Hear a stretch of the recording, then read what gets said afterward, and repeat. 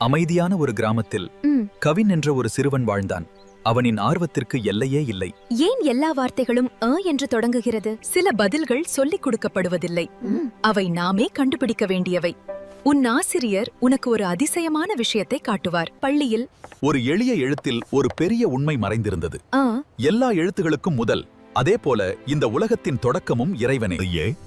கவினின் எண்ணங்கள் மாறத் தொடங்கின. அ என்ற எழுத்து ஒளியானது.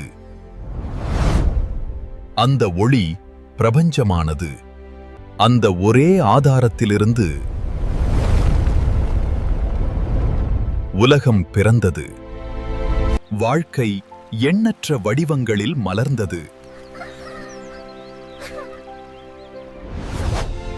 அந்த ஆதாரம் நிலைத்திருந்தது. அனைவரையும் மௌனமாக வழிநடத்தியது. ஆனால் மனிதர்கள் ஆதாரத்தை மறக்கத் தொடங்கினார்கள். ஆயினும் உண்மை எப்பொழுதும் தனக்கான வழியை கண்டுகொள்ளும்.